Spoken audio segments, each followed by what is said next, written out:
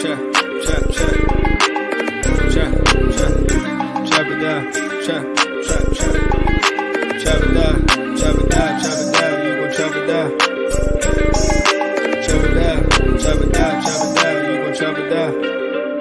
just appreciate everybody watching. Watch him throw the ball. We gon' pick it off. You gon' let him hit the hole or you gon' cut it off. You gon' play through fourth and long or you gon' punt it off. Your defenders, heavy hitters, put your pads in. Don't be looking for the ref to throw no flags in. Keep the helmet on, keep the cleats tight. You the type to want to win by any means, right? You should look alive. This is Trap or Dive. Ooh, I'm a little late. Y'all caught me staring at some of these responses, man. What's going on, everybody? Good morning. Appreciate y'all checking in. Welcome into the Trap or Dive Commanders Morning Show. Shout out to all my trappers in the building. Hopefully Hawk is in there. Let me go check the comments right now.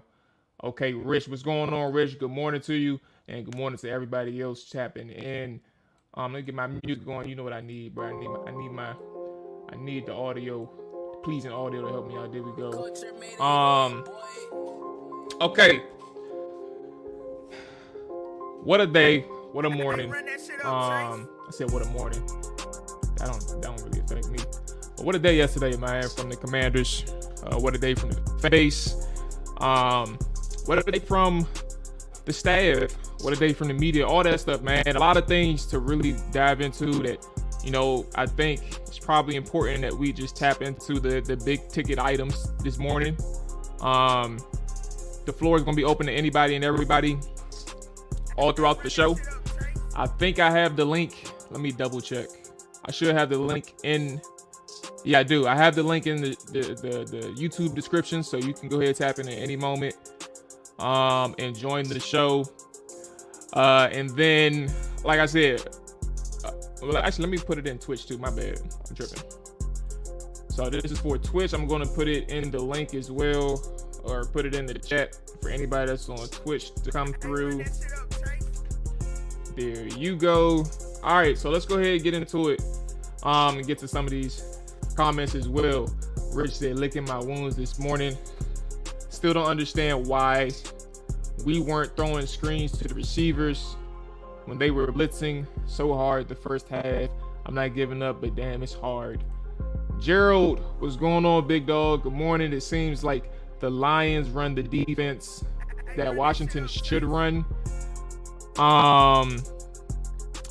I'll put it this way. I love an aggressive approach from any coordinator. I love an aggressive, like anytime that you have a coordinator that has that type of confidence in his defense or his team generally. Like, you can have an offensive coordinator that's aggressive as well. But when you have that confidence in your players, is kind of where I'm getting at. I appreciate any coordinator who has that mindset, that motto. But secondly, too, I'm not saying that Jack Del Rio doesn't trust his players, but I think that Washington and the difference between Detroit and Washington, personally, I think what lies is Washington still trying to figure out their personnel. Like they don't like, there's so many different pieces on that team and so many different weaknesses. The weaknesses like of individual players. Like, you don't know how you can put all the pieces together and like say this is what we're going to do well. Like, they have a structure. They're a quarters defense. They play a lot of zone. I think that they should obviously eventually decrease the amount of zone that they play and obviously man up at some point.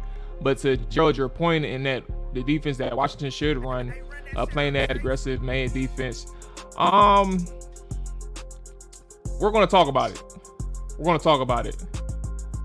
Jaren, what's going on, big dog? Good morning. This coaching staff is looking more suspect every week.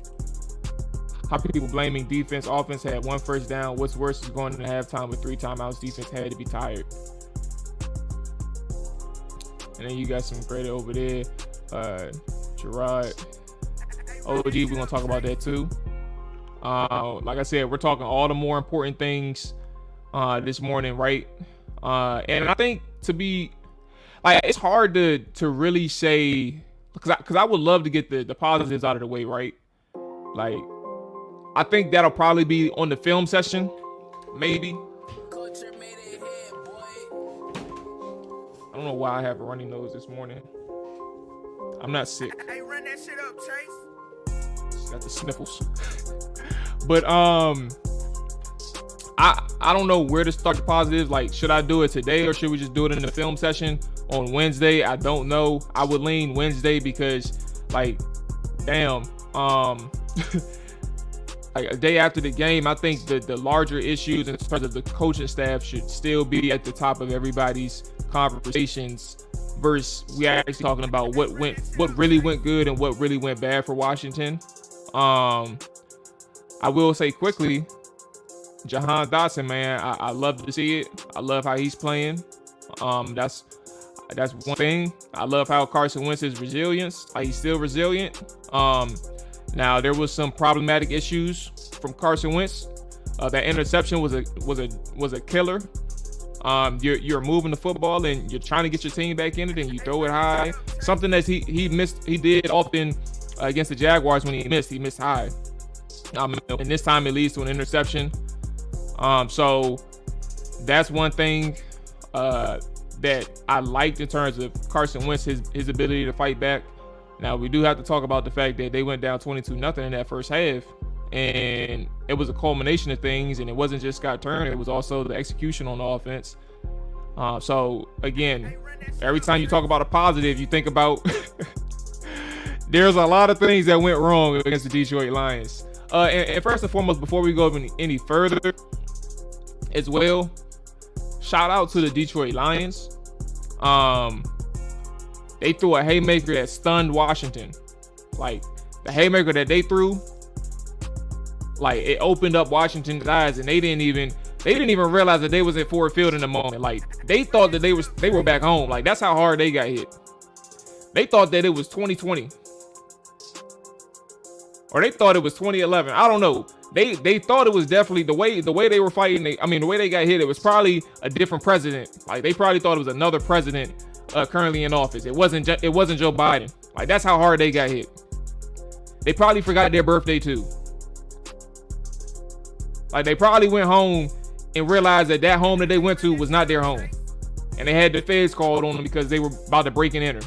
Like, they got hit so hard in that first half that it stunned both sides of the ball, but more importantly, stunned Scott Turner because he didn't know what to call. He didn't know if he was going to get a certain call in there that was going to work. Like, that flea flicker, I can't get over it. You were driving. Who the hell convinced you to call a flea flicker?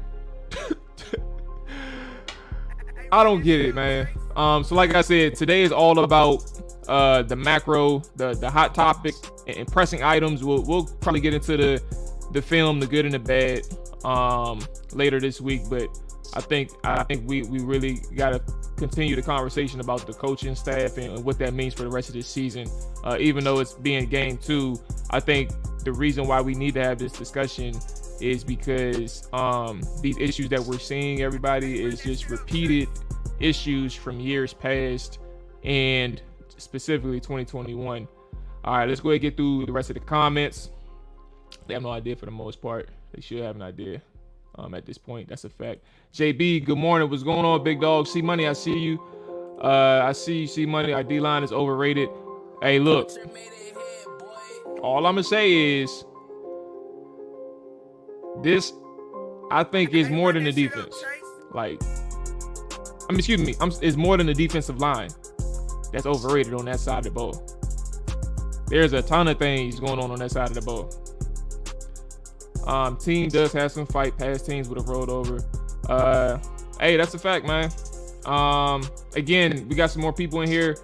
We're having the comments. The stream is open all morning to anybody and everybody that wants to come through, get some things off their chest. Again, because we're just talking hot topic, hot pressing items. So let's go ahead and get that in there in case you want to talk. Detroit scouted this game very well. That's a counter too. Like, to your point, Jerry. Detroit scouted the game. Like, they were prepared, right? But it's like Washington didn't know what they did. Like, they didn't know what Detroit did defensively. I don't get that. Like, I don't understand how you're facing a team that's as aggressive as they are, and you don't have your game plan ready for the pressure that they're going to send. Nothing's changed from a week ago. The only thing that changed is the personnel on the other side of the football. Carson Wentz is not Jalen Hurts. You're going to run into that issue. So I don't know how you weren't prepared. Receivers weren't getting off man against backup corners. That's another thing that I low-key can't wait to get into, like from the film side. So just expect, because the conversation about the offense too, right? When it comes to Scott Turner, I think another thing that we weren't seeing on Sunday or yesterday is what was the receivers doing downfield. If you all remember through the Chopper Dive post preview with AJ and Dre, and then also Friday, like one of my keys was about Jahan Dotson and Terry McLaurin winning downfield. Like I knew Curtis Samuel wasn't really going to be a vertical threat against the Lions. Like they were going to continue to use him around the line of scrimmage, but what was going to be important was how Jahan Dotson and Terry McLaurin won downfield. And to see Money's point, I don't know what the truth is, if they weren't getting off man or not, because you can't tell from the game copy, right?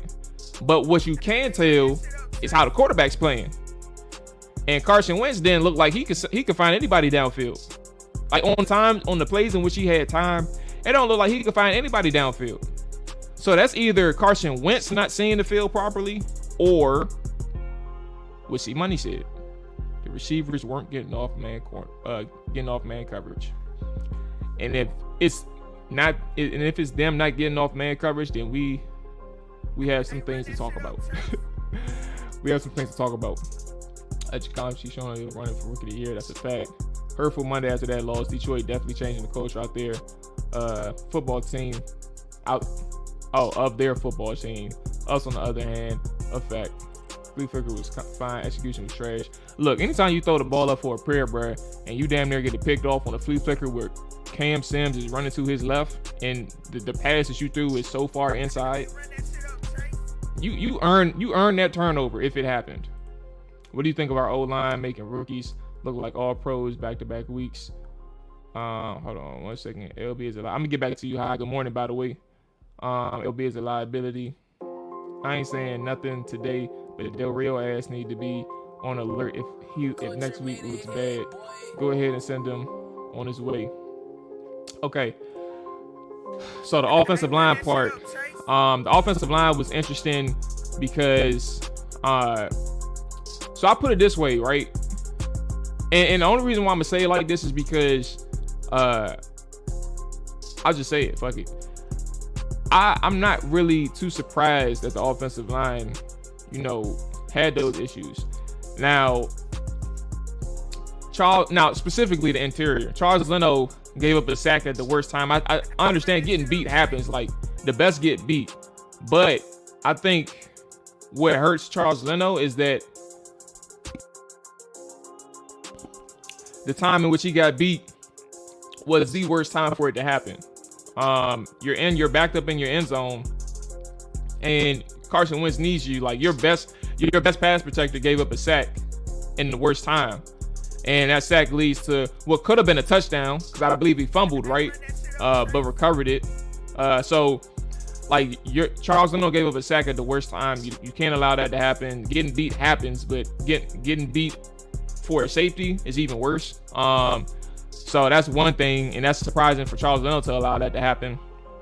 But the offensive line altogether, that interior, I wasn't too surprised with. The interior was a unit that had question marks coming into the season for me. Despite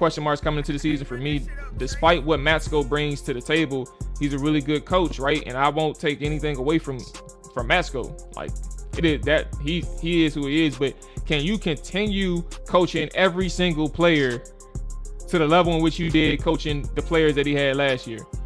Trey Turner and Andrew Norwell are new for Washington. Like, they are new players. Like, things are different here. Can you rely on Matsko to continue coaching? And to that extent, Chase Rouillet is coming off an injury. Like, he is only 1 game in his return. And he played a few snaps in preseason. So like your whole interior offensive line is not the same. So how do you compensate for that? Granted, Wes Schweitzer was a guy, and Wes Schweitzer didn't look too good last week.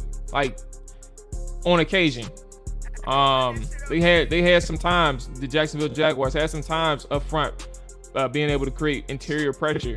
Carson Wentz was able to help him out and bail him out, getting the ball out of his hands quickly. But that offensive line, man, I'm not necessarily too surprised that they struggled. Now, the rookies in itself, I think obviously Aiden Hutchinson had himself a good day, but I really think that the third sack was the one that he earned. The first two weren't really a byproduct of the offensive line. The first two was really on Carson Wentz. The first one, if you all remember, Aiden Hutchinson, Charles Leno wins against Aiden Hutchinson. But when Carson Wentz attempts to escape the pocket because nobody's open downfield or he's not seeing them, whatever we're going to get back to, right? I think who was that? CJ? I see money. Like whatever the problem was, like Aiden Hutchinson won off of effort. He just chased him down and got his sack. Like, he was a yard away from just having it being a 1 yard gain, and then that's not a sack. The second one, Sam Cosmi blocks him, wins, pushes him around the pocket, and Carson Wentz backs up into him. He doesn't feel Aiden Hutchinson. So those are your first two sacks that right there, first two sacks of your career are gifted to you. They're gifted to you, and all he had to do was make the tackle. The third one he earned. So 3 sacks on the day, a real good boost for a guy who didn't have any sacks last week against Jalen Hurts. I ain't saying nothing bad, but they're real. Alex, what's going on, big dog? It feels like this team can make in-game adjustments. They can only do them during the half. That was definitely the discussion. I don't even know where to start. I ain't gonna lie to y'all. Do we start with the adjustments or do we start with the defense? I think we should start with the defense, man. That's a topic that's actually going off right now on Twitter. And I think it's a pressing topic to have with this team. So I'm gonna go through some of these because I have gotten a lot of responses at the worst time. So let me see something. My bad, y'all. I'm just trying to catch up on some of these comments. I can.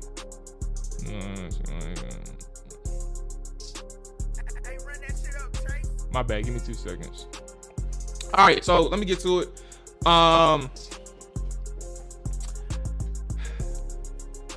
Do you all want Jack Del Rio gone now? Like, when I ask that question, because I know it's an obvious answer. Like, Jack Del Rio obviously has been underperforming. His defensive unit has been underperforming. So I know the obvious answer is a yes. But what I'm saying is more about who is your replacement? Who, like, take everything into context. Do you think it gets better with Jack Del Rio gone? And that's the thing that I struggle on when I say, like, does replacing him now create a further gap? Does it create further issues, or does things get improved? What do you bet on? I bet on things staying the same. I don't see a dramatic improvement, but on top of that, from a production issue, I think what that also means is if you're firing somebody this early into the year, you as a head coach and Ron Rivera it can't be good for you. Now, Jarian, I see you saying Chris Harris promo and then see what you have. That's actually part of my problem.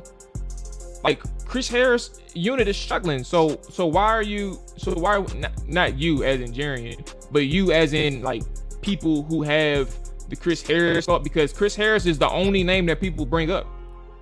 And you have to ask yourself, why do you only say Chris Harris? Why can't you say anybody else's name on that defensive staff? And if the only name on the defensive staff is Chris Harris, then you ain't really doing shit in terms of an upgrade. I look at assistant coaches, like the biggest one, the easiest example is Chris Richard or Chris Richard, whatever his last name is. Forgive me, right? Chris Richard was a defensive coordinator for the Seattle Seahawks for 3 years, 2015 to 2017. So So 3 years, 2015, 2016, 2017. He had a top 10 unit 2 of those years. And then the third year, he was like top 12. Proven track record. Goes to Dallas as a defensive backs coach under Rod Marinelli. As a defensive coordinator, he's the defensive coordinator. So he goes to Dallas and does similar production that he did when he was with the Seattle Seahawks. He's a secondary guy. His secondaries in Dallas as well as Seattle was top tier. And then he goes from Dallas to moving on to New Orleans. My point in all this and talking about his resume, when you talk about promoting assistant coaches or defensive coaches, position coaches, excuse me, or unit coaches, whatever, there has to be some type of track record there that suggests he deserves the promotion. Chris Harris has not, from a statistical standpoint, has not shown anything that tells you that this secondary and what he's capable of from a coordinator standpoint is worthy of a promotion. We have issues on all 3 levels of the defense. It's not just the defensive line. It's not just the linebackers. The secondary. We complain about miscommunication all the time. We complain about people being out of position all the time. Defensive backs giving up their leverage. Like, they're not disciplined. They not trusting themselves. That falls back on the position coach. He has a part to play in that. So that's the thing when I hear that Chris Harris thing, is not just Jarian. It's like you see it a lot when you talk about replacement options. And if you don't have that Chris Richard or Chris Richard, whatever his name is, if you don't have that in your stable, why are we focused on firing and promoting somebody? Like, I don't think the time is now. I think the time to replace Jack Del Rio, as bad as things are getting, it has to get worse.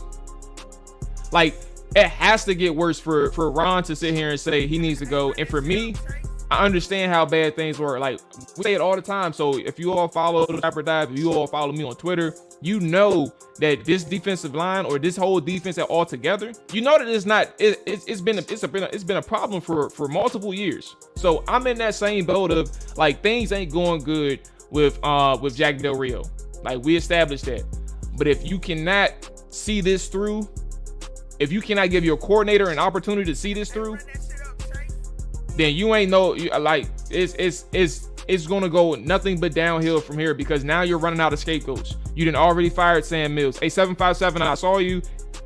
If you want to join, floor is yours. You can definitely come back through.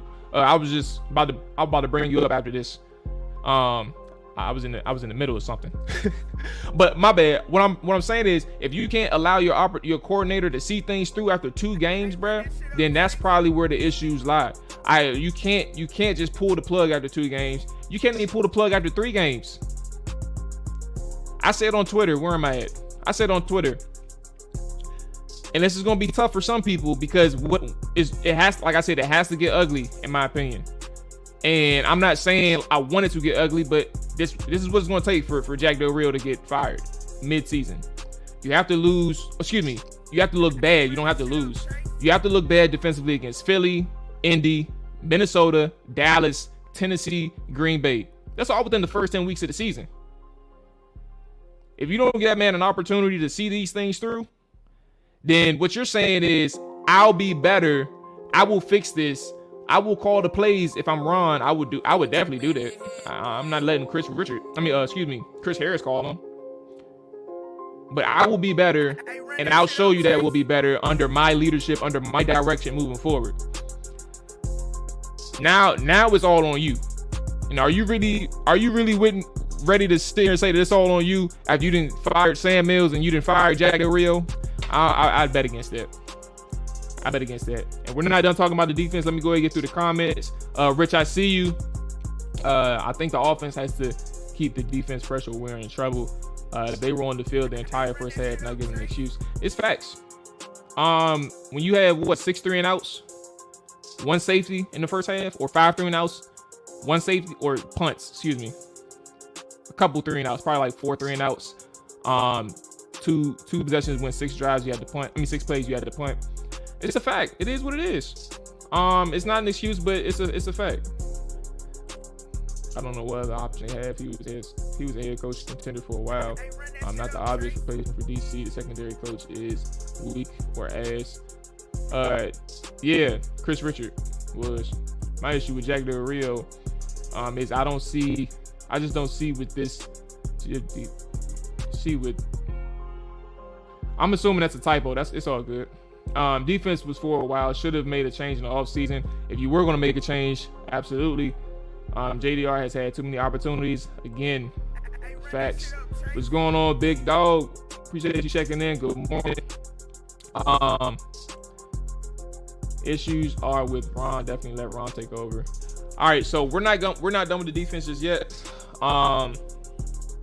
So those are the problems, I guess, from a coaching standpoint, or at least firing them. Like, it's hard to really do that right now. But the only solution that I can see that's really going to work is if Ron takes things in his own hands. And if Ron takes things in his own hands, it expedites the possibility of him getting let go earlier than he can anticipate. Because eventually, or essentially, you're telling your owner, you're telling your management that, you know, the people that I brought in aren't capable of doing the job as I anticipated, which happens. But if you're struggling as a head coach, and if you're struggling to accumulate wins from a head coaching perspective, it also is a reflection on you. This ain't a person who has tenure. Like, Mike Tomlin can fire as many offensive coordinators as he wants. They went to 2 Super Bowls. He's a proven head coach. He can win with multiple quarterbacks. I forget that quarterback with a funny name that one year. He won 2 or 3 games with him. Like, he can fire as many as many offensive coordinators that he wants, because he knows what he wants in his offense. And the Pittsburgh Steelers trust him because he has a reputation of getting things done. His teams are always prepared. They're going into a new transition now with a new quarterback situation, a whole new, not even a whole new identity, but they have a new turnover. Like, it's the change of the guards. Like, there is no Big Ben. There is no safety blanket in Big Ben. So things are a little bit different now, but ultimately they trust Mike Tomlin. Who else is another guy? Bill Belichick, same thing. He took a team to 1,000 Super Bowls. So he is a guy you can trust in terms of, I'm going to make these coaching staff, these personnel changes, and we'll be fine. You can trust him. Has Ron Rivera established that trust? Has he established that trust with the front office? Has he established that trust with the owner? Sure. Dan Snyder needs Ron just as much at this point. What's growing as much as Ron needs Dan. Like, if you want to stay head coach in Washington, you're in a good situation, because really Dan can't afford to fire him. But if Dan starts paying attention to this team again, and he starts paying attention to him in terms of execution and growth from a field standpoint, and if he notices that, damn, I done had Ron in for two and a half years now, and we're approaching our second or third straight season under 500. He told me this was the year to get things done. If he starts noticing these things, then we're probably in a bit of a pickle. Or Ron is in a bit of a pickle. Because there's plenty of people out here who will be very happy with Ron moving on. With Dan moving on from Ron. And then the business is hurt all over again, because now again you're losing. You're in a losing year, in a rebrand year, and you're struggling to overcome deficiencies on the defense, and altogether the team overall. We can get a DB that can catch a pick. Hey, nah, that's a fact. My issue, bro. So let's talk about Kendall Fuller. How do you all think Kendall Fuller played yesterday? I want to get y'all opinion. For those who are in the comments, let me know how you all think Kendall Fuller played for a second, and give me a little water break right quick.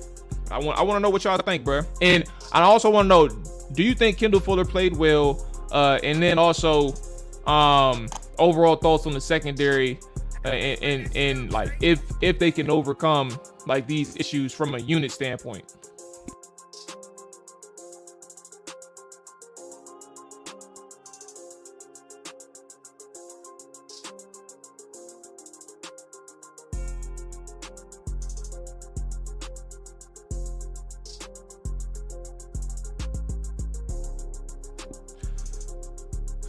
All right.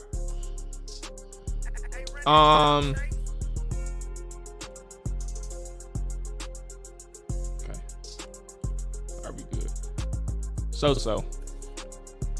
So my thing with Kendall Fuller, only DB I like is Forrest right now. I feel like we got 3 nickel corners. I like how what's going on, GQ? Good morning. Kendall's above average, but he still gets thrown at. There we go. Good morning, Ralph. Long revolver. He was okay. Good morning. Good morning to the new people checking in. All right. I don't see it getting much better unless there's a change in philosophy. Oh my God. All right. So here's my thing. Back to Rich's point. I agree about the catch and picks part. I think my thing is, and Ralph said it right here. This is exactly where I lie. He's an above average cornerback. He'll give you those moments. Like, he had a couple good plays against the Lions, right? Remember, he broke up a couple passes in the end zone. The one drive where he gave up a big play on the edge, like the Deandre Swift, like the 50-yard run, that actually, he wasn't able to find Deandre Swift, and he ran right past him for 50. And then they ultimately couldn't get it in the end zone on 4th down. I think that was a issue right there on the run play, the run support. He wasn't there, but he came back in the end zone on the goal line stand, having a couple passes defense.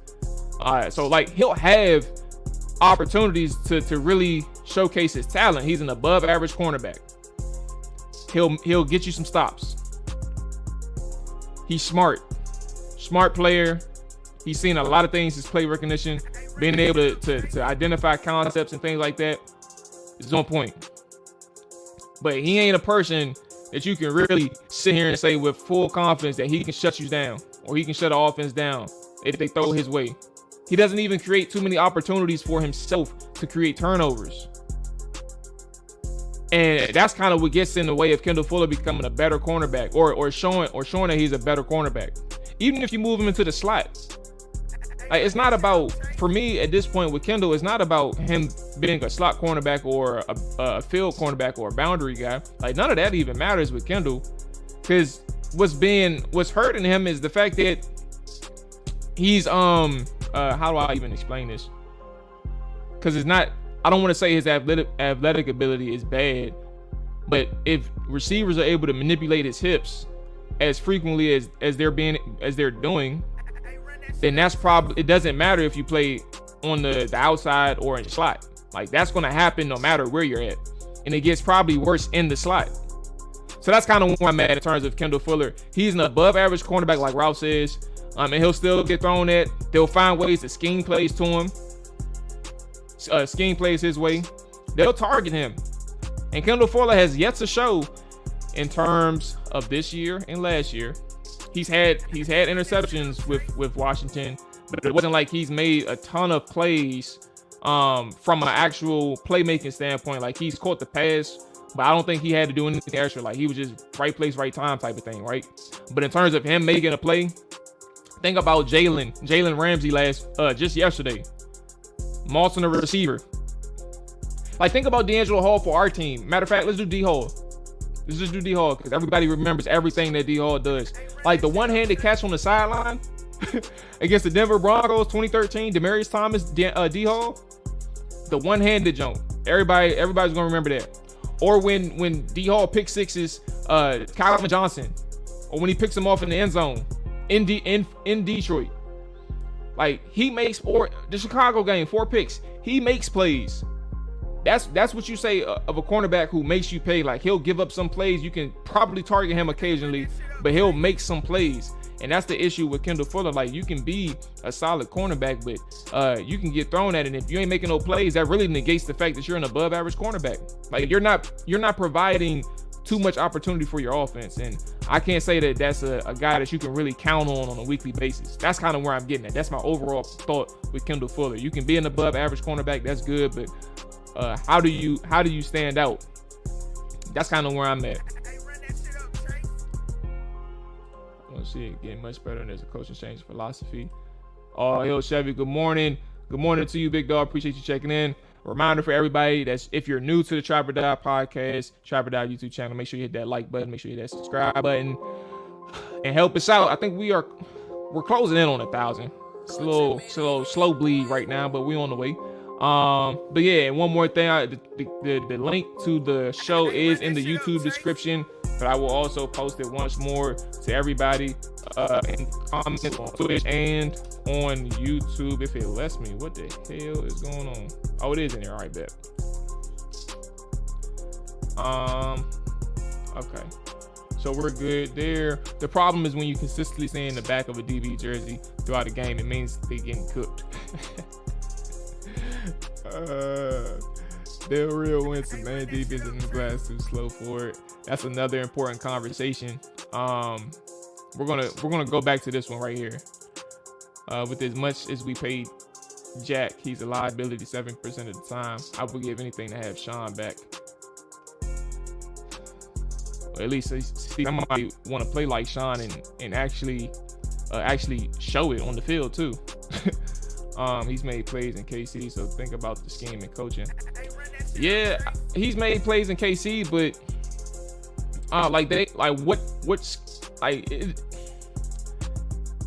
it's a conversation that I agree with. I just think that we have to understand, and the reason why it's hard for me to have this conversation is because I don't know exactly what the basis of Kansas City's scheme is. Like, we have to know that, and obviously we know that he played all around in Kansas City, but he also had a year in which he wasn't that good for Kansas City. I think he was there for 2 years, and the year that y'all went to the Super Bowl, Kansas City did, he was able to create turnovers, like, and he was all over the field playing free safety, slot, and outside.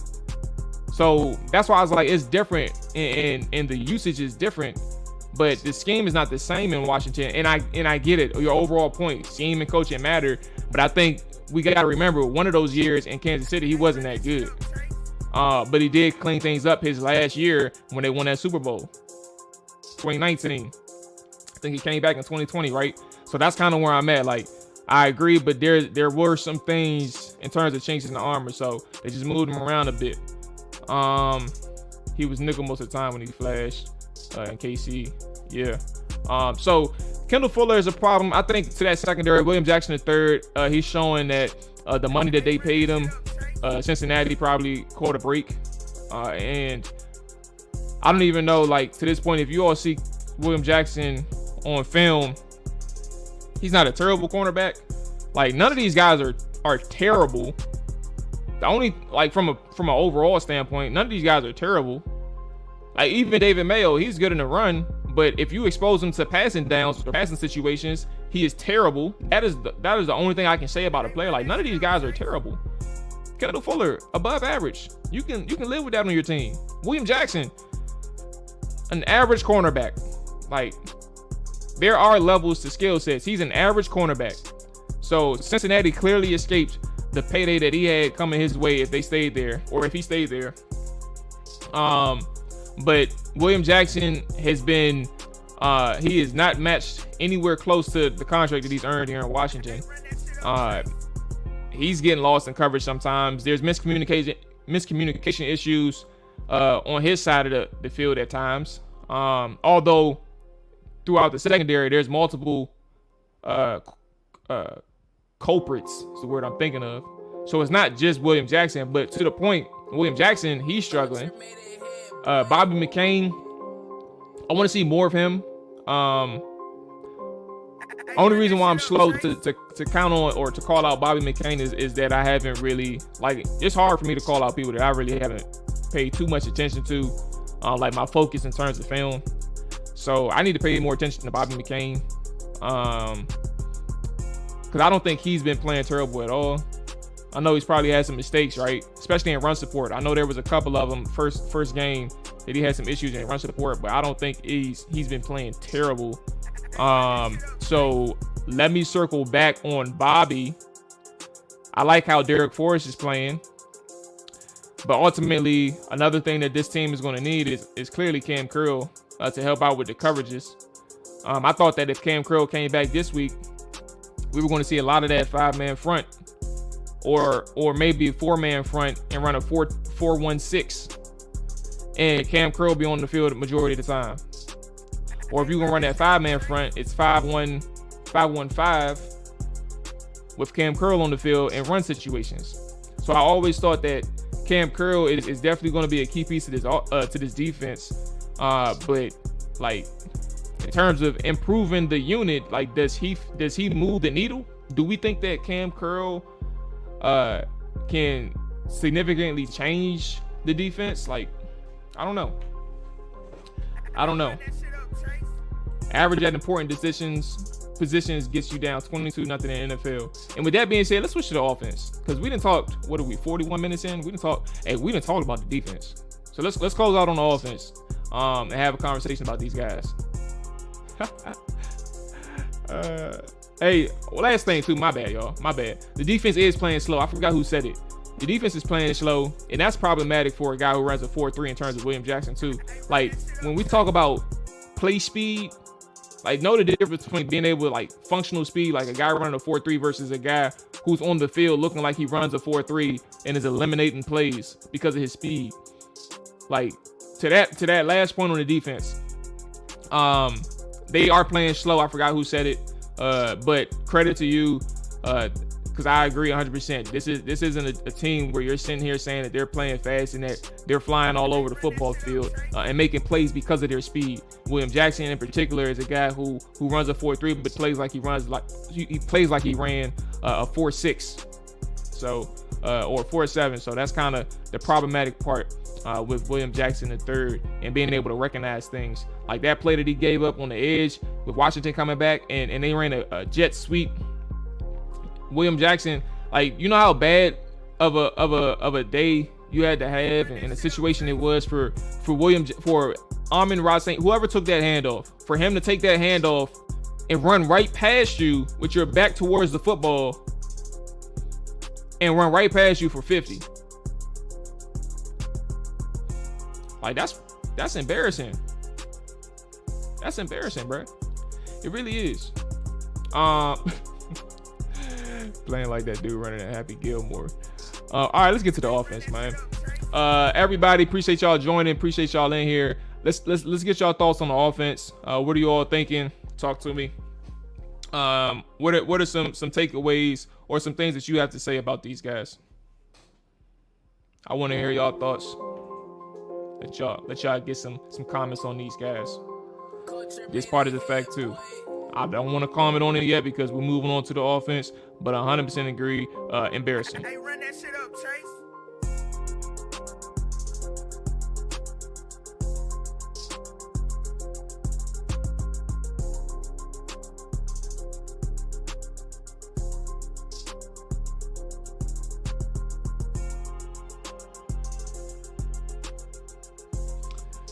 All right, here we go. O-line first half was trash. Big Simp, what's going on, big dog? Good morning, good morning. Kilby, good morning. My bad, should have said something to you as well. Good morning. You knew the defense was bad when that happened. I like how they used AG last game. Look forward to Brian coming back. Will definitely improve the run game. So, yeah, like, let's start with the easier thing. Jarian gave us a layup.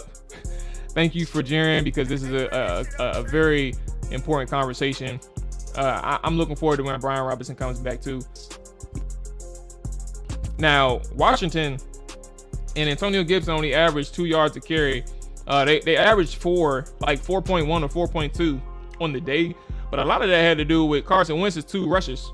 He had 2 carries for like 23, 24 yards, and that put him over the 4 yards per carry. But outside of that, they're sub 4 yards a carry. They're under 4 yards. But I say that to say Detroit did really good against the run. The offensive line couldn't create anything. They couldn't establish anything at the line of scrimmage.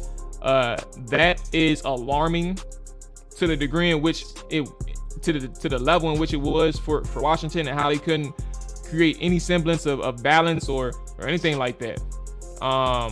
Like, what's even worse, to Kelby and Simple's point, the offensive line, what's even worse is that they couldn't pass protect or run block. Like, they were getting blown off the ball. And then the pressures weren't helping either, obviously, right? The second level pressures, they were sending a lot of linebackers and to create pressure as well. So it was really causing stress on the offensive line to pick things up, and they kind of failed. Again, that's within, if you watch the film, like, we know that that's what Detroit does. And if we know it, we know damn well that Ron Rivera, Jack Del Rio, they know it. So, excuse me, I said Jack Del Rio. See, I'm still on the defense. But we know that Ron Rivera and Scott Turner knows it. So, to that point, the offensive line getting jumped, the offensive line looking bad in the first half. I don't understand how you aren't prepared coming out to really defend or counter that. Like, how do you counter that? Somebody mentioned at the beginning of the stream. I think it was Rich. Look, you got to get the screens going early and often. And if you're scared you can't get the screens going, then what are we here for? I said personally that I would use Antonio Gibson out of the backfield a lot more and creating stress on, like, put it this way, the Curtis Samuel wheel route in the red zone, I would have been doing that throughout the entirety of the game. I would have done that with Antonio Gibson, wheel routes, Curtis Samuel, wheel routes. I would have done that, and not even just the wheel route itself, like a lot of option routes for your running backs. Angle routes, Texas routes. Like, you have the athletes back there, use them. Like, those were one of those instances in which your running backs could have thrived in a situation where they weren't. And I understand, like, keeping protection. Like, you could have kept a tight end in. Keep a tight end in line, or maybe off ball. Have them in pass protection. Use your running back to create a mismatch. And they did it in the second half. Curtis Samuel coming out of the backfield was an excellent schemed situation in identifying your mismatches, right? But they could have did it in the first half. So, to my point, the offensive line, man, I really didn't appreciate how they played. I'm not too surprised that the interior had issues, but from Cosme to Leno, at least these guys could have had, like, that safety. I can't really, I'm a little disappointed in Leno. Sacks happen, but that's a very important moment for these guys. From an execution standpoint, these guys were embarrassing. But I think the bigger problem here when we talk about the coordinators, this part should have adjusted a lot earlier. And then when you go down 22-0, as much as we talked about the defense just now, as long as we talked about the defense just now, you go down 22-0, bruh. It don't matter who your opponent is, bruh. You go down 22-0, even if they were within, look, you lose by 9 points. You lose by 8. You could have lost by 8. It don't matter. 8 points. What saves Detroit is the fact that they built a 22-point lead. Like, ultimately, it's hard to overcome 3 touchdowns in a season. I mean, in one game, it's hard to overcome that. So, anticipating them, like, while they fought hard in the second half, credit to them. I like how they executed. Again, I talked about Jahan Dotson to start the show, like the positives. Jahan, playmaker. And what's also important too, because I really mainly gave Jahan love, but you see, like, what Jahan, Curtis, and Terry can do for your team. Like, it's really those three. Like, they are those guys. So how do you not get Terry involved in the first half? How do you not scheme him up some calls in the first half? Like, all of these ways in which you could have used your playmakers. I understand what Scott Turner says, like, this is an offense where we're going to utilize everybody. But guess what? Terry McLaurin is your biggest paid. Like, he's your highest paid guy. Like, you need to find a way to get him involved intentionally, early and often, and not let the defense dictate who you go to. Force the defense to adjust to you. So, again, adjustments. I felt like he waited till halftime to really make them. I felt like that haymaker that the Detroit threw because they played good. Detroit played good. Like, let's not take that away from Detroit. But the haymaker that Detroit threw, Washington couldn't recover from an offensive standpoint. Like 22 points in the first half that you allowed is alarming. But at the end of the day, as long as they were on the field and they only gave up 22 points, and specifically 20 because that was a safety, the offense gave the defense a problem giving up 2 points. So they gave up 20 points in the first half defensively. And the offense, like, that's relatively good for as many possessions that they faced.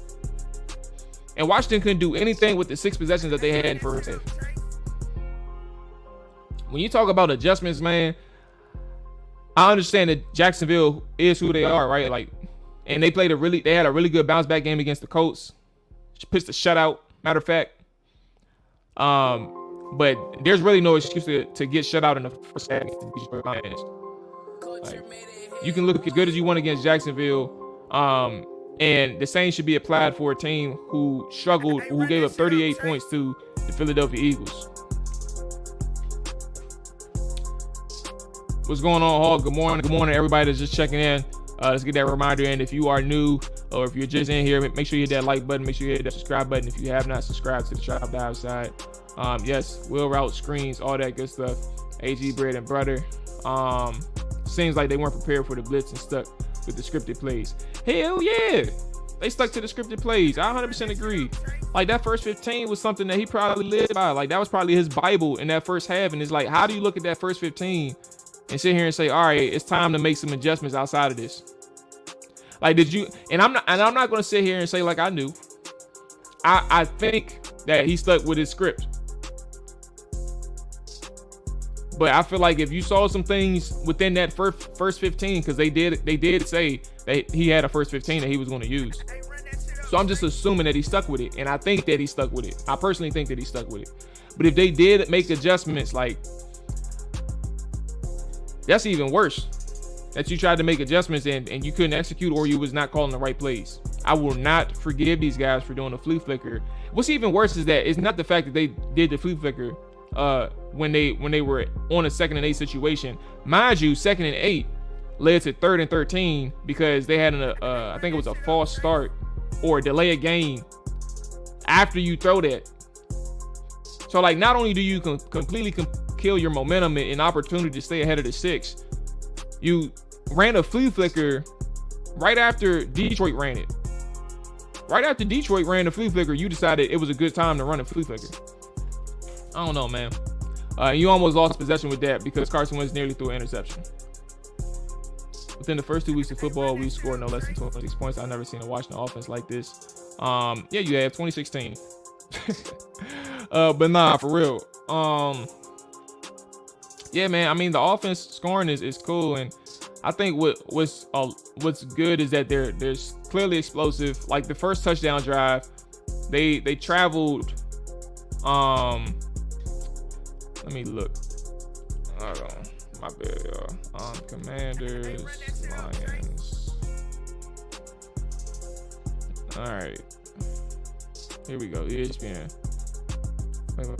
First touchdown drive. They covered 64 yards in 2 minutes. And they did so on 5 plays. Like, it clearly shows like how explosive they are, right? Like, they can move the ball downfield quickly. But they're doing this, like, think about the touchdowns that they scored last week against the Jaguars. They won 28-22. But it took them going down by 8 to score the next 2 touchdowns.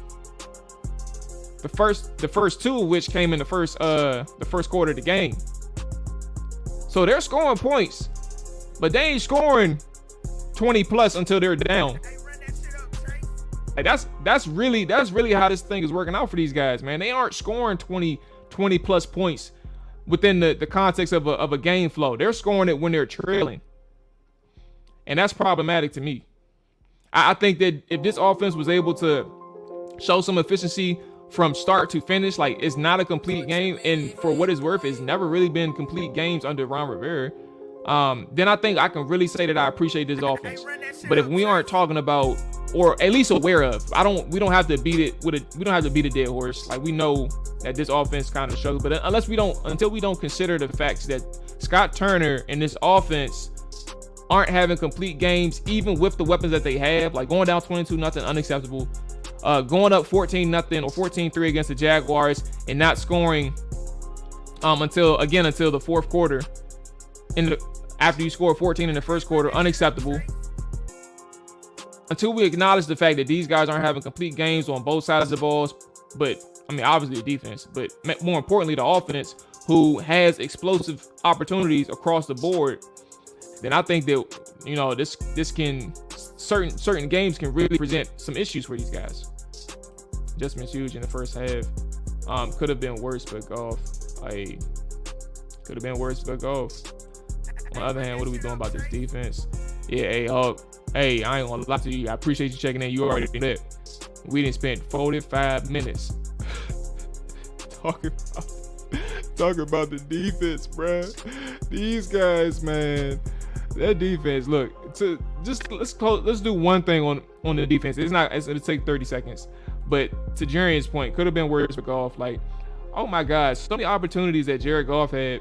I'm not gonna slice it. He had a handful of missed opportunities. Same thing with Trevor Lawrence last week, where this situation for Washington's defense could have been much worse. So to that point is what I'll say. One more thing about the defense. 80 more. Hey, look, you see the man. 80 more to 1K, man. Hey, Jahan Solo Dawson continues to use the forceman catching the ball. And he's the spark for the offense, man, in the second half. And that's kind of why I give him more credit. I thought that he was going to have a good opportunity against this defense. He showed up when he was given the opportunity. You know, it wasn't easy for him. It wasn't easy for Terry either. Terry, I believe, finished the day with what? Let's go back to the box score. Terry had 4 catches, 75 yards. Curtis had 7 for 78. I wouldn't be surprised, and Dotson had 4 for 59. I wouldn't be surprised if Dotson and Terry, all of their catches came in the second half. Like, come on, man. That's a problem, bro. And that's kind of where I'm like, when we talk about the team side of things, you have to find a way to get these guys involved early. Like, even if your first team shows that it ain't working, bro, like something ain't working, what's your bread and butter to getting Terry the ball? What's your bread and butter to getting Jahan the ball? This is our quarterback. Thoughts on the return game? Ass. And Dax Milne is given the opportunity to showcase his skill sets in terms of, first off, blocking is kind of, you know, it's not necessarily the best in terms of kickoff. But Dax Milne isn't really an explosive guy. Goes back to Deandre Carter. Like, Deandre Carter was on the market for up to a month, if not a month and a half, if not 2 months. I don't remember at this point. When free agency started and you chose not to bring him back. Why? He was a spark plug and you chose not to bring him back. He only signed for $1 million in LA. Couldn't bring him back. You wanted to go with Dax Milne for what? I mean, but you sleep in the bed that you make, right? These guys have made a ton of decisions on both sides of the football, offense, defense, and then special teams as well. Like, you hope that when Brian Robinson comes back, you can put Antonio Gibson on kickoff. I would love to see Antonio Gibson on kickoff. And I think that when Brian Robinson comes back, you're going to see plenty of Antonio Gibson on kickoff. But we don't have any explosive opportunities on special teams. Even the coverage, the punt coverage, they missed a golden opportunity to pin Detroit Lions deep. Tressway had an excellent punt, and I don't know who was back there trying to defend it. I don't remember that. But Tressway had an excellent punt where you thought it was going to go into the end zone, and it stops at the 2-yard line, pops up in the air, and the defenders, Washington's coverage isn't there to really save Tressway's good punt. So there's a ton of things that's going on that's flawed on all three different units. Yeah, it makes me nervous to only score against soft zone prevent. Now, I wouldn't say so soft zone for sure, but let's eliminate the prevent thing. Neither one of these teams are playing prevent. But to your point, Kilby, soft zone was the first game. They definitely had issues. This week, I just gotta see the film, but Detroit is a man defense. So, and I know that they switched it up late to go to zone because they couldn't account for, the injuries that they were. Remember, Jeff Okudah got hurt too. So at some point they started taking advantage of that. Washington did, but the overall point, they're scoring a lot of their points when they're trailing. A lot of their points, like if we do the math right now, right, all 27 against the Detroit Lions was scored when they were trailing, and then 14 of Washington's 28 was after they were trailing. So definitely, to your point, like, what's that? The math? 27 plus 14 is 41. I got it right. 41 points. After you were down. Okay. 41 of you fucking 28 plus 27, 56. Oh, I got it right again. I'm not that bad at this math thing. 40. Yeah, that's just problematic. Washington is just soft and Ron is baby those guys, trying to get them right from having a losing mentality. Facts, the offense struggled in the first half and tried to pull a Rocky Balboa comeback. That's the problem. Like the Rocky Balboa thing. Like why do you have to let it get that bad for you to say, all right, I'm gonna wake up and do something? It's pretty simple how soft they are at this point. Only show dog mentality. This team's missing chase energy. Maybe, but you gotta remember, what was the team like when Chase was on the field last year? Hey, defense ain't do no better. And I'm not. That's not a diss at all to Chase Young. I'm just talking about the defense overall. Like Chase's energy is still there. He's on the sideline. So what's gonna happen when he gets into the game? Can we sit here and say that the team's gonna play better? Like if he is a number 2 overall guy, though, I would say that much. If he is a number 2 overall pick with explosive playmaking potential, he may be able to turn things around for the pass rush, like in how they're able to create turnovers for their defense. So I'm not going to completely dismiss the idea of Chase's energy being missed. I do think that there's potential there because he is that number 2 overall pick. He had a bad year last year, but if everything goes well, he gets the green light to return and he trusts himself and he can establish himself as an explosive guy again. Then maybe we're in good shape with Chase coming back, and hopefully he can come back sooner than later. Early's a huge problem. Carter is on a real Carter's on a real team with a real coaching staff, and he getting the burn he deserves. Hey, they play tonight, right? No, they play Thursday. I'm tripping. My bad. They lost to the Chiefs. You're referring to Deandre doggone right. Special teams is danger, fact, no explosiveness whatsoever. Okay, so let's put a lid on the offense too. Yeah. Deandre had a good 2 weeks. I heard he had a good game. I wasn't able to see the full game against the Raiders week 1, but I heard he had a good game there too. So shout out to him. All right, so let's put a lid on this offensive discussion. And I think the last thing I'll say, because we'll get to Ron next, and I'll close out with Ron too. But the last thing I'll say about this offense, like we talked about Jack Del Rio defense and the players itself, I think that this offense, from a Scott Turner standpoint, is just missing so much. I think they're missing not in that personnel standpoint, right? I think that the talent is there from the skill positions. The offensive line, I think that they have good tackles in place. The interior is to be determined, but I don't have too much faith in them. I think that they do okay. Like it's an average interior, but they have to prove themselves. And I think that this offensive line has to continue to prove themselves. Like it's a whole new unit when you think about it. So I think that there's pieces in place on this offense. The last thing I'll say is I'm not going to overreact in terms of week 2 going 1-1. But I do understand where the chinks are. Like I understand that these guys aren't scoring points until they're trailing. I understand that the desperation doesn't kick in until they're losing. I understand that this offense is missing out on a ton of opportunities in that way. But I'm not going to overreact in that. Again, like the 2 games thing. So when it comes to Scott Turner, I'm just going to say that he has all these opportunities ahead of him. 15 games left. He has all these opportunities ahead of him to show all of us that Ron Rivera did right betting on Scott Turner. You have your quarterback. You have a decent offensive line. But you have your weapons. You have your receivers. You got your tight ends. You have your quarterback, like we said. How do you use everything that you have at your disposal? Because we can't. Now we can argue that the defense ain't that talented, but we can't use that same excuse for the offense. Like, the defense has shown itself over the past 2 years that maybe we may possibly be overrating them. Like, it has shown itself over the past 2 years. But this offense has lacked a quarterback every single year that Scott Turner and Ron Rivera has been here. You got your guy. You got an above average quarterback. How do you make the best of this situation?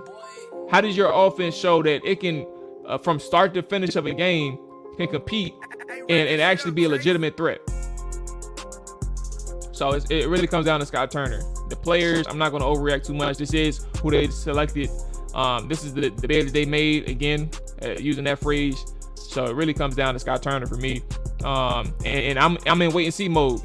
I don't have as much patience as I have with Jack Del Rio. Excuse me. I don't have as much patience with Jack Del Rio as I have with Scott Turner. Like, I got some patience with Scott Turner, but my patience is running thin with Jack Del Rio. But Scott Turner better let us know something this year, because that 3-year extension in the offseason, for what? For what? I think Ron undercut himself with a 3-year statement. It's more like 4 or 5. The offense finally legit. Now the defense needs to retool. 3 years my ass. That's my point. And that year 1 was BS. I mean, so year 1, because Hawk mentioned it, you won the division year 1. What's even worse is that they won the division and started poking their chest out. Like, everything that they were saying that offseason. Now, granted, Ron Rivera said one thing that held true, in that, Washington, he has some maturity concerns heading into the season. That's fine. Like, credit to you for understanding that and warning us that there was going to be there may be some issues with maturity and understanding the importance of playing together. That's fine. But outside of that, they were begging fans to turn up and contribute to a successful season. They were telling us, they were promoting this defense. They were talking about how good this defense could be. The Sweat and Young both talking about how they wanted to break the sack record. All of those things. So, like, they poked their chest out after that first division year.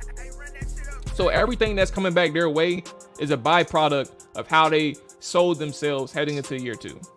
And now we're in year 3 having issues.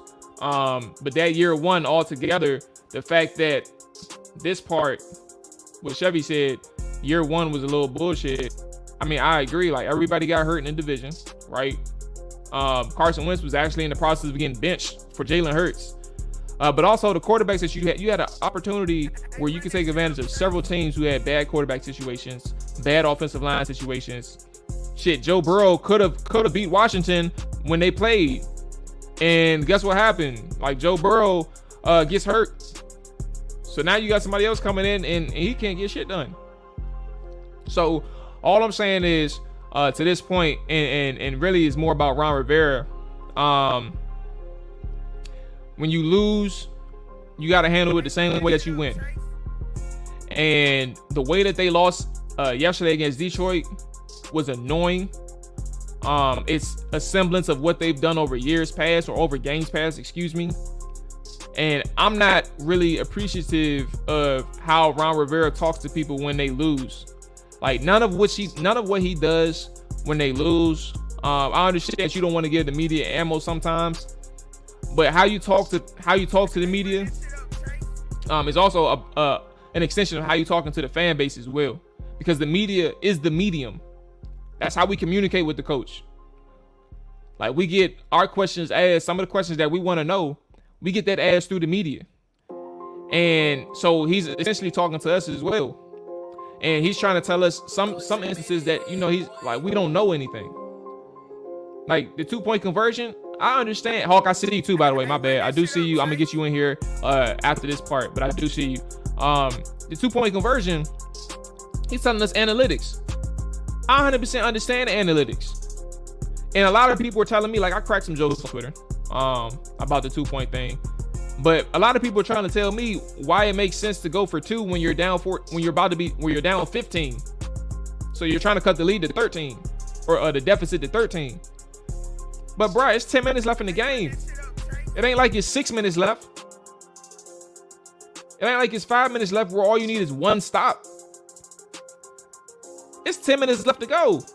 So if you cut down the lead to 13 and they score a touchdown, you back up to 20. So you really need to stop. And then also you gotta hope that you can even get back in the end zone secondly with. So like there's a excuse me, they were down. I messed up. I meant to say they were down 8 at the time. So they were cutting the lead to 6. But that's my thing. But it was 10 minutes left to go in the game. So it wasn't like if you got the ball back again, you had the last drive of the game.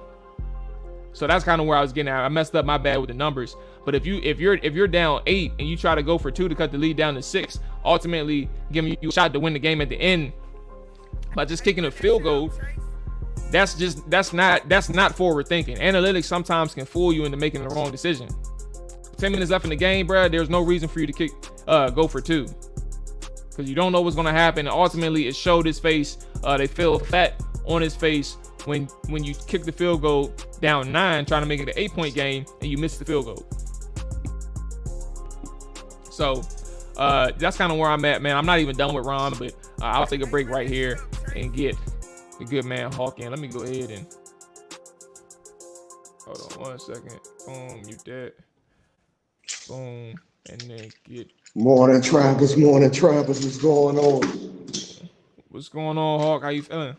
Good morning, man. You know, hey, look at here, man. Yesterday's show, man. I'm taking your advice, man. I'm heeding your advice. I ain't gonna let this game ruin me. You know what I'm saying? I ain't gonna let this game ruin me, man. You know what I'm saying? Yeah. Honestly, man, just my initial thoughts. 22-0 in the first half. If that was a Madden game, we would have had to get up. You know, 21 skunk. You know what I'm saying? Pass the sticks, right? Valiant effort by the offense. You know what I'm saying? The second half, I wish we would have put that same energy into that first half, like we did in the second half. But you know what? That's just how it was. So hey, look at man, Terry McLaurin got alive. Jahan Solo using the force. Hey, look, Curtis Samuel even taking hits. You know what I'm saying? Mm-hmm. I mean, yeah, that was a really good catch in the end zone. I like it. Yes, it was. And like, bro, I'm gonna have to go and catch the replay. So anybody that's listening, y'all make sure y'all catch the replay with me. But like the defense, tell you, I don't know what to say. Hey, breathe, man. Take your time, dog. You know what I'm saying? The floor is yours, man. This is what it's for. So I'm here for you. Take your time, bro. Hey, yo, the defense, man. Let me tell you something. Deron Payne actually made more noise yesterday than Jonathan Allen, by the way. But I'm calling him out because you on the last year of your deal. If you want to get paid, you gotta give me more. Jonathan Allen, you gotta give me more too. You just got paid. You know what I'm saying? You can't just have a solid season last season, like a Pro Bowl season last season. Matter of fact, even the season where you got onto the NFL's top 100. You can't have a season like you did last year and not follow it up with something even better. Our defense in the middle, how they were able to run the ball yesterday. Hey yo, matter of fact, man, we were, our defensive line was known as 7-11 to me yesterday because we was open. You know what I'm saying? You know what I'm saying? Everybody coming in and out. You know what I'm saying? the defensive line. They played like Little Caesars because you know what I'm saying. You know what I'm saying? Because everybody knew the defensive line was hot and ready. You know what I'm saying? You know what I'm saying? You know what I'm saying? It's just easy to go ahead and get to us as far as in the middle. Whenever DeAndre Swift and with a bad ankle, by the way. Swift is a dog, by the way. Yeah, he is, man. He is. That was. It's funny though, cause Hulk, like, there was a couple people that we said we had to stop on Yeah, Detroit's offense. It was facts. DeAndre Swift and Amon-Ra St. Brown. Like, it was those Mm, two, and those two went for DeAndre 5 yep. carries, 56 yards. The man was on a snap count and still averaged over 11 yards a carry. Broke off a 50-yard run, and then Come on Amon-Ra now. St. Brown 2 carries for 68 yards, 9 receptions for 116 yards, 2 tutties. Like, we said, there were 2 people that Washington had to stop, and they Two people. made both of them look good. And indirectly, excuse me, made Hmm. Jared Goff look like a goddamn Hall of Fame quarterback. 4 touchdowns, no Man. picks, 121 quarterback rating. Like, it was Hey, really 2 people that they had to stop, and they couldn't stop neither one. yeah. Yeah. More to that point, man. Um, um, and please excuse the trash talk I was just giving, but the thing that kind of caught my eye, like during the game, I don't know if you saw it, but they said that Washington has not beat Detroit the last 5 out of 6 in Detroit. I said, there it Mm-hmm. is, right there. They go that BS right there. They putting up stats on us, right? And then moving forward, like you said about the cornerbacks and how Amon Ra, And by the way, it's correct me if I'm wrong. I can say because I gotta go and do my Googles, but Amon Ra, is that the name of an Egyptian pharaoh? I have not the slightest clue. I can Google it while you're talking, but Yeah, yeah, I have yeah, not the yeah. slightest clue. I mean, I'm gonna either go and way, look it up. either way, this dude, Oh yeah, man, Egyptian sun god. There you I go. Done I deal. told you, I did, you know what I'm saying? So you mean to tell me that we let the sun god, shine all over us? You know what I'm saying? We let the sun god shine all over us. You know what I'm saying? You know what I'm saying? He lit us up. You know what I'm The saying? sun god cooked us. You know what I'm saying? The sun god cooked us, dog. And Oh I'm my just like, bro, goodness, like bro. we went ahead, and we just, you know what I'm saying? You know what I'm saying? I mean, William Jackson III, what are you doing? You know what I'm saying? Yeah, bro, he's looking like. Matter of fact, yo, if you had to, if I gave you 2 choices, William Jackson III or Josh Norman, I'm picking Josh Norman right now. Josh Norman wasn't Hey, at that least I bad. know. At least I know they're gonna let him get physical at the line because William Jackson ain't. Even, I don't even think he touching people. I think he. I don't see him putting hands on nobody. Nobody, bro. Nobody. Yeah, and And I that's may all I be got. wrong. Like, I may have missed some reps, but from what I Yeah, remember, I don't remember seeing him put hands on nobody. I see him playing tight coverage in terms of like at the line. He comes out in the press alignment, but I don't see him putting hands on nobody. man. It's just dog. No turnovers whatsoever. Um, we just, you know what I'm saying? We just out here just looking like, we just looking too easy, man, out there on defense, man. That's all brothers, that's all I wanted to say, man. I just wanted to go ahead and vent real quick, man. Shout out to Absolutely. Maul, man, of the Travel Die, man. Travel Die, man, the best Morning ownership ever, trappers, man. man. You know what I'm saying? More than Travis, man. Hey, look here. When this man is on, man, when he extended the invitation, y'all call in, man. Y'all call in, Absolutely, bro. Hey, Hog, I appreciate you this morning. man. You know, No I doubt, appreciate you as always, man. Anytime you want to get things off your chest, with these boys, whether good or bad, man, the floor is yours, and the floor is open to everybody, man. Appreciate you, Hog. man. No doubt, man. No doubt, man. Look at, man. You already know, man. I'm listening, man. You know what I'm saying? Tune in there, man. Tune in there. Yes, sir. Enjoy your Monday. Back at you. All righty. All right. Let me go get my music going. Um, Closing thoughts on these guys. Yeah, at least he's physical. That's the point. What's going on, Deontay? Appreciate you checking in. Good morning. And yeah, he's physical, man. That's kind of what we. It ain't nobody really that's really having those jams. Really working to physically reroute receivers and things like that. Like they're playing a little bit soft, or squatting in a sense, I guess. Like they're playing off, like we all mentioned, and when I say soft, I actually mean just like yards off off the ball. I don't mean soft as in like scared to get scared to really initiate contact or anything like that. Yeah, Sun God cooked us. So I guess my closing thoughts, man, is overall, like, we understand the good and the bad. This is a space where we can vent, for in a loss like that. I think when it comes to Philly, as you get ready for Philly, and I'm not going to preview the game. I'm not going to preview the game right here, but my thought is, like, it was always about how they played against Detroit heading into the week of Philly. Like, you had to have a game in which, like, this was the worst case scenario. I said it yesterday.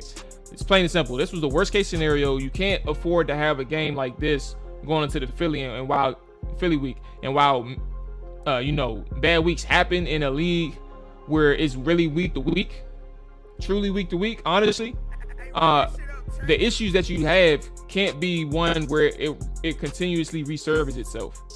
Like, these issues that Washington had this week aren't unfamiliar. Like, it's not an anomaly.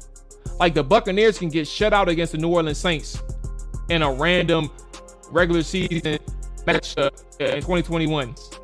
But that ain't their offense. And we know that their offense is better than that. Washington get gashed on the defensive side of the football and then get shut out on the offensive side of the football for an entire half. And you go into the game against Philly saying, it'll be all right.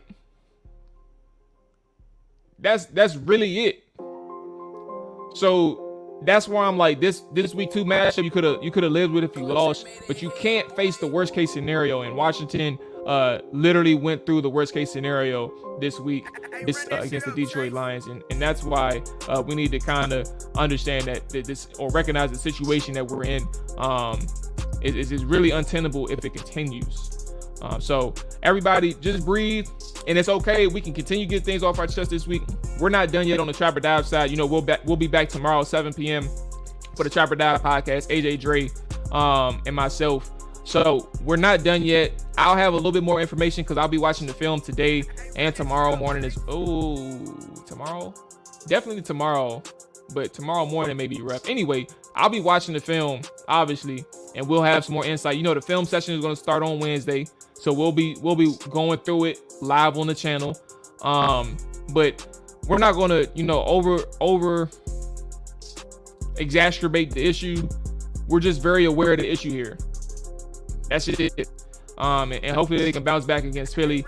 We'll talk about it some more as the week moves along, like I said, and obviously we'll preview Philly when the time comes.